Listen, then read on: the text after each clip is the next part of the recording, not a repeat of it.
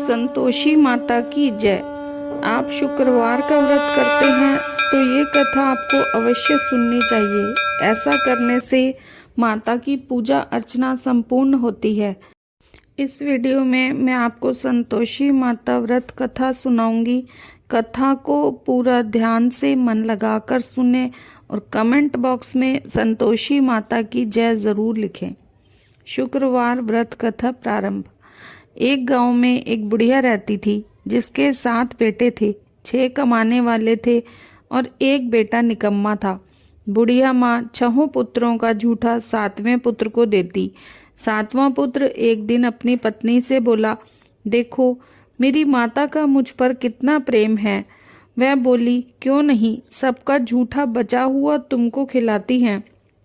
वह बोला, जब तक आंखों से ना देखूं मान नहीं सकता। पत्नी ने हंसकर कहा, देख लोगे तब तो मानोगे।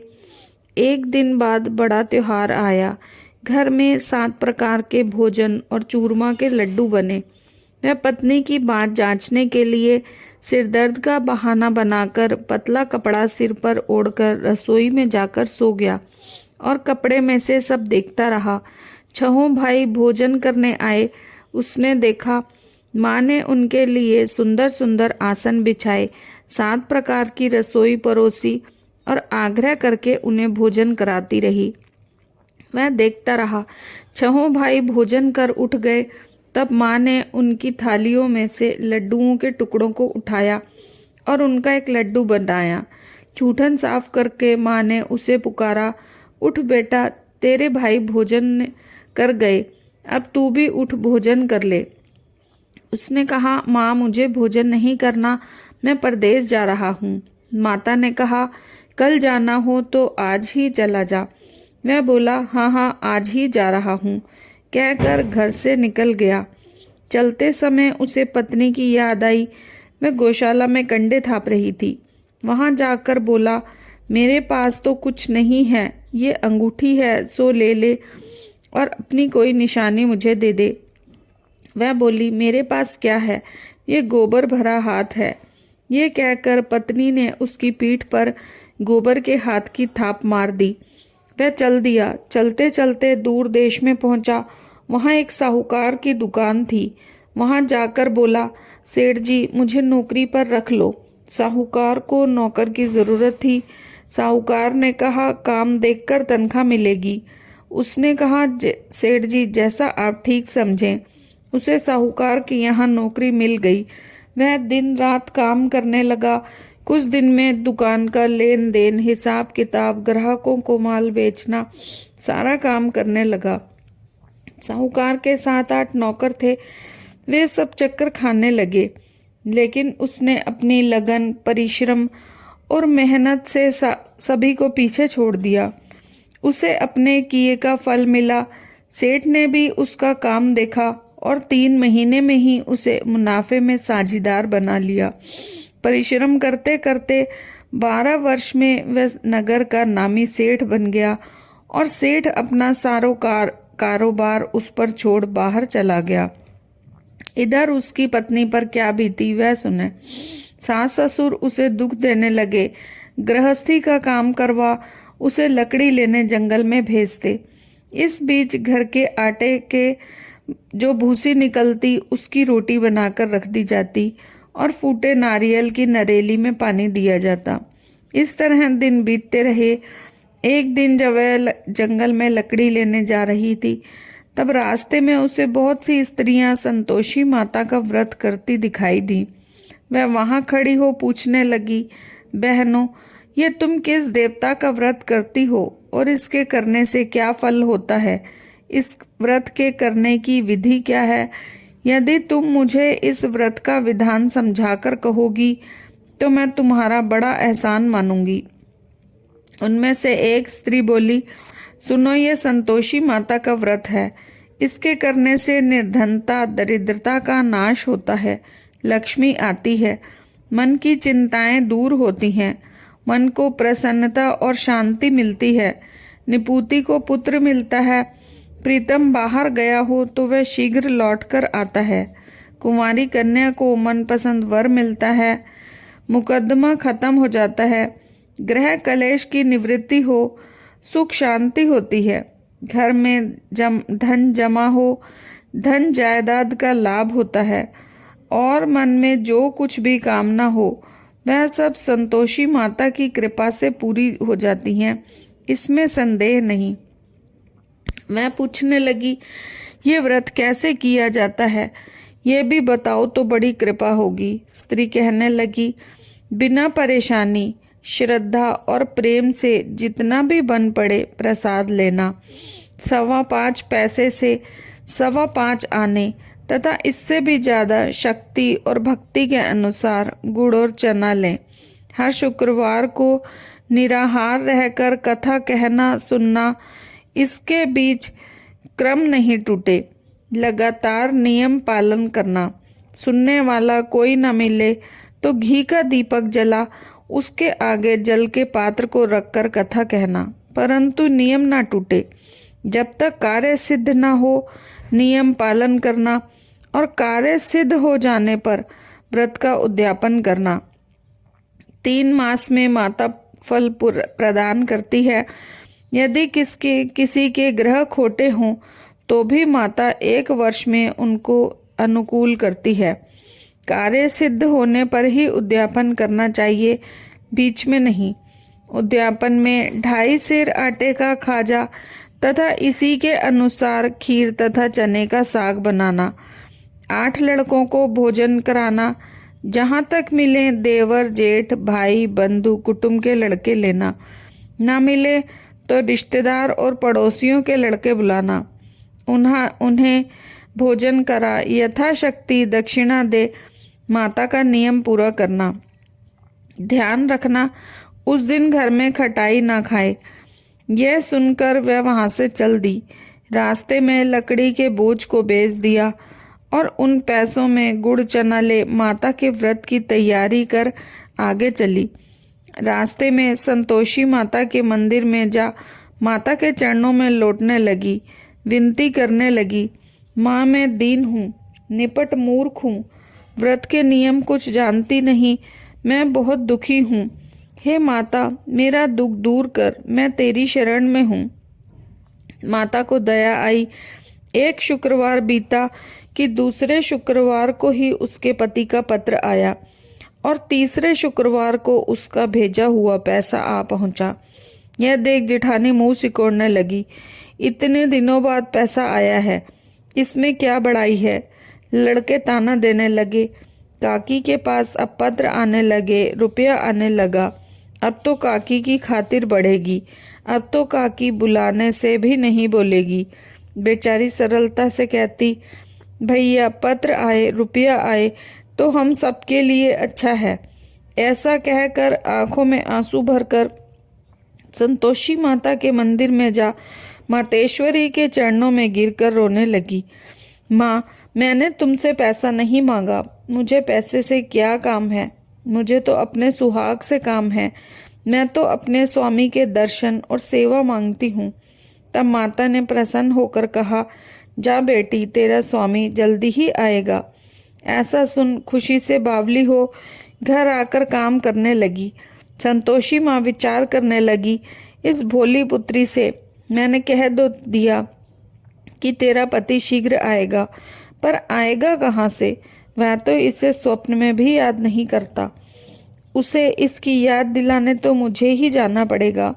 संतोषी माता ने बुढ़िया के बेटे को स्वप्न में समझाया, पुत्र तेरी घरवाली कष्ट उठा रही है। वह बोला, हाँ माता यह तो मुझे भी मालूम है, परंतु क्या करूं, वहां कैसे जाऊं, परदेश की बात है, जाने का कोई रास्ता नजर नहीं आता। आप ही कोई राह दिखाएं कि वहां कैसे जाऊं। माँ कहने लगी, सवेरे नहा धो संतोषी माता का नाम ले, घी का दीपक जला, दंडवत कर दुकान पर जा बैठना। देखते ही देखते तेरा लेन देन चुक जाएगा, जमा माल बिक जाएगा, सांझ होते होते धन का ढेर लग जाएगा। वह अगले दिन सुबह जल्दी उठा। उसने अपने मित्र बंधुओं परिचितों से स्वप्न में माता द्वारा कही गई बात कह सुनाई। वे सब बात सुन खिल्ली उड़ाने लगे। वे कहने लगे कि कहीं सपने की बात भी सच्ची होती है। एक बूढ़ा व्यक्ति बहुत ही समझदार था। वह बोला, देखो भाई, मेरी बात मानो। इस तरह सांच या झूठ करने के बदले देवता ने जैसा कहा है वैसा ही करना। तेरा क्या जाता है। बूढ़े की बात मान नहा धोकर उसने संतोषी माता को प्रणाम किया। फिर दीपक जला दुकान में जा बैठा। शाम तक धन का ढेर लग गया। वह हैरान हुआ, मन में संतोषी माता का नाम ले प्रसन्न हो घर जाने के वास्ते गहना कपड़ा व सामान खरीदने लगा। सब काम से निपट अपने घर को रवाना हुआ। उधर उसकी पत्नी जंगल में लकड़ी लेने गई। लौटते वक्त थक जाने के कारण संतोषी माता के मंदिर में विश्राम करने बैठ गई। ये तो उसका रोज रुकने का स्थान था। धूल उड़ती देख उसने माता से पूछा, हे माता, ये धूल कैसी उड़ रही है। माँ ने कहा, पुत्री, तेरा पति आ रहा है। अब तू ऐसा कर, लकड़ियों के 3 बोझ बना। एक नदी किनारे रख, दूसरा मेरे मंदिर पर और तीसरा अपने सिर पर रख कर। तेरे पति को लकड़ी का गट्ठा देख मोह पैदा होगा। वे यहाँ रुकेगा, नाश्ता पानी बना खा माँ से मिलने जाएगा। तू लकड़ी का बोझ उठाकर जाना और बीच चौक में गट्ठा डालकर जोर से 3 आवाजें लगाना। लो सासू जी, लकड़ियों का गट्ठा लो, भूसी की रोटी दो, नारियल के खोपरे में पानी दो। आज कौन मेहमान आया है। संतोषी माता की बात सुन वह बहुत अच्छा माँ कह प्रसन्न मन से लकड़ियों के 3 बोझ बना लाई। एक नदी के तट पर, दूसरा माता के मंदिर पर रखा। इतने में मुसाफिर वहां आ पहुंचा।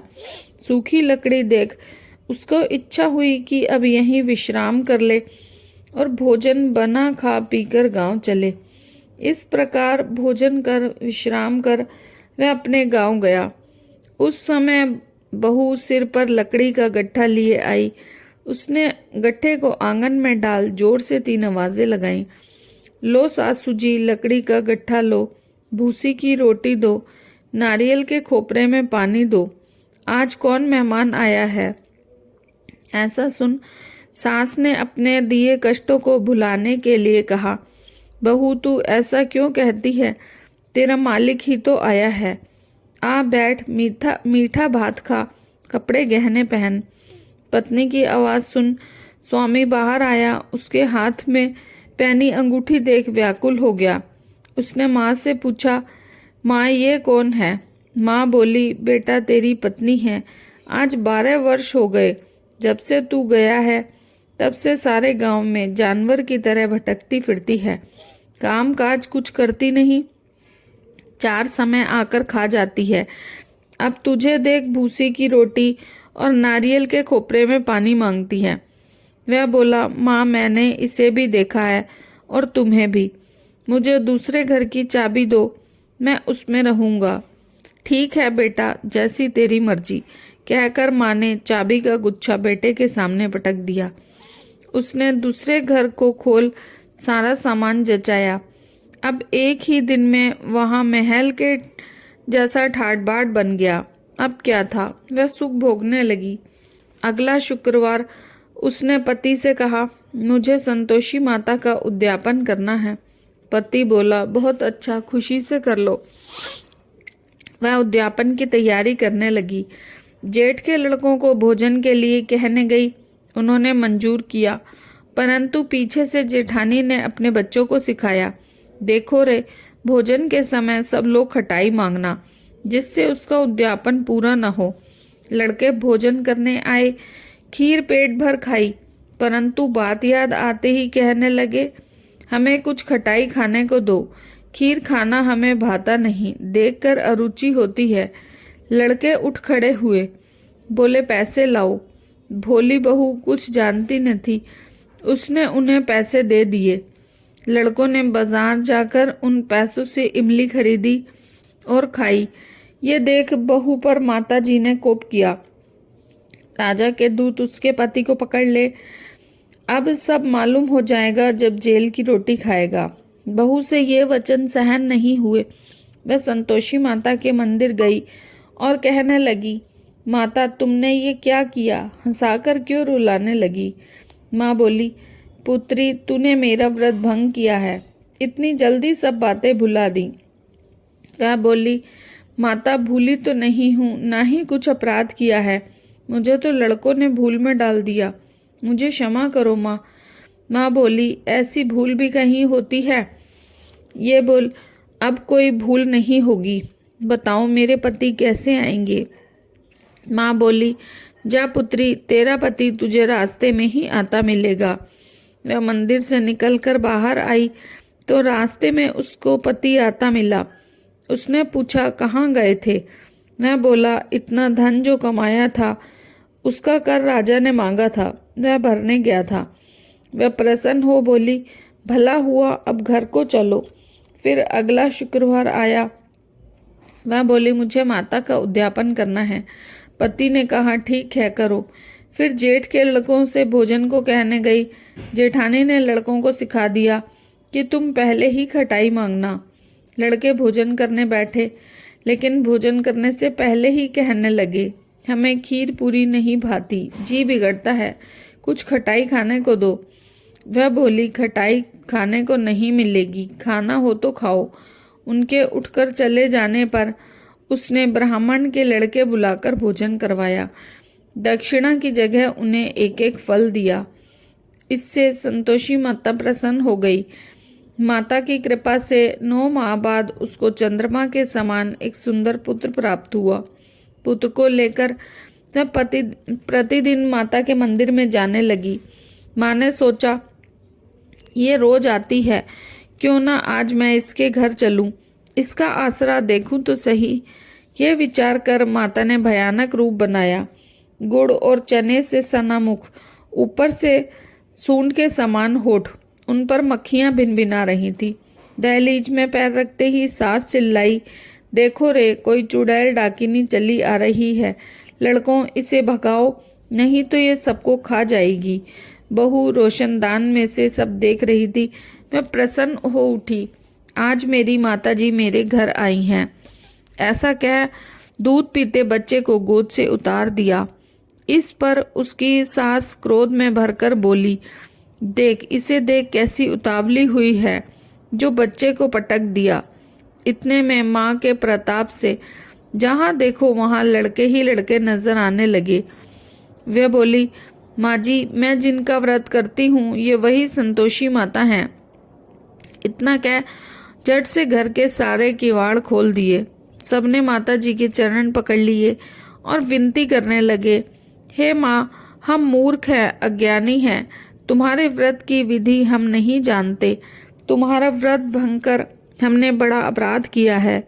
हे माँ, हमारे अपराधों को क्षमा करो। इस प्रकार बार बार कहने पर संतोषी माता प्रसन्न हुई